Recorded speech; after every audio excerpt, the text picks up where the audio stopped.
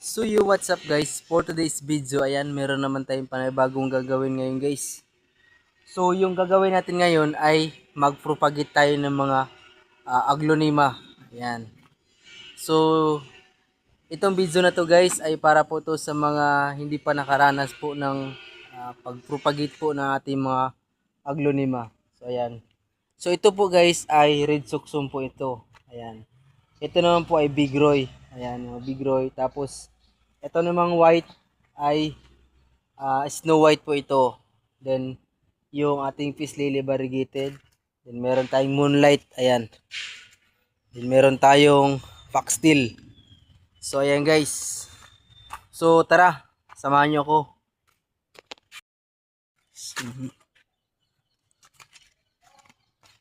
So ito po yung gagamitin natin guys. Ito po yung kukupit. Ayan. So ito po yung ihalo natin. Yung rice hull ipa. Yung sa palay guys. Yan po yung gagamitin natin pang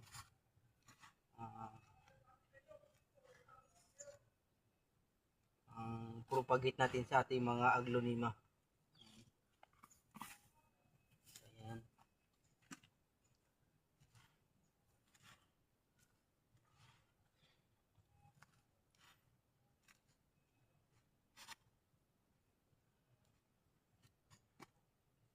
So ayan guys. So ito yung tataniman natin. Ayan. So ngayon magka-cuttings tayo. So ayan guys, ito po yung i-propagate natin yung mga pag gumahaba na po guys ay magkakaroon na po siya ng katawan. So ito po yung i-propagate natin. So ikakatingin na natin to siya guys. Ayan. So ito pwede ito nating itanim. Ayan. So ito yung mga katawan niya. Pwede lang natin ito siya kating-katingin. Ayan.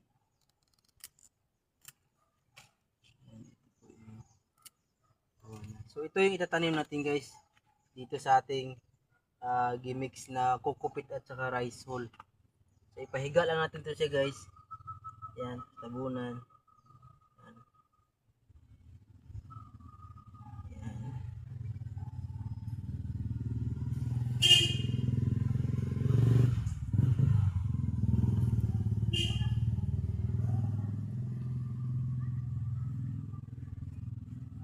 So yan, ganyan lang kasimple guys.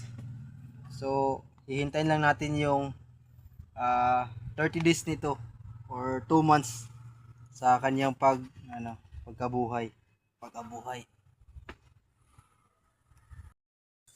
So ayan guys, titingnan natin yung ginawa natin. So ayan. So ito na po yung ginawa natin noon. Ayan. So buhay na siya. Ayan. So meron na siyang suloy after 2 months and 13 days. Ayan. So ano to? Ayan guys, nagkakaroon na siya ng ugat. Ayan, yung iba. Ayan. So yung iba buhay na siya. Ayan. So ayan, bubunutin natin. So ayan, may ugat na talaga siya guys. Ayan.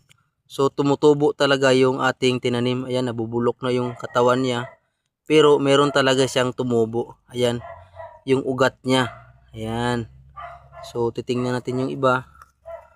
Ayan, tumutubo na rin siya. Ayan, yung ugat niya. So ito. Ayan. Ayan, tumutubo na talaga siya guys. Yung ating kinating. So ito na po yung itatanim natin. Ayan. Ito. Ayan. Ayan yung ugat niya. So ito na po yung itatanim natin. Ayan. So ito iba to siya guys. Nilagay ko. Ayan. So ito na po yung propagate natin. Ayan. Yung iba nalalata talaga yung iba. Hindi ko na So yung iba kakaumpisa pa lang. Ayan. Ayan. Iba. 6 yung tinanim ko eh. Ayan, nalata yung iba guys. So ayan. Nalata. So hindi talaga siya nabubuhay. Siguro na overto siya sa tubig kasi nilagay ko lang dito sa ating mga ibang halaman. Ayan. So ayan na guys, ito na po yung ating itatanim. Ayan. Ayan. So ganun lang ka simple guys yung ating pag propagate. So yung 6 natin tinanim ay yung nabuhay ay 4 lang. Ayan, yung iba namatay. So ayan. So itatanim na natin to siya. So ayan guys, dito natin siya itanim yung ating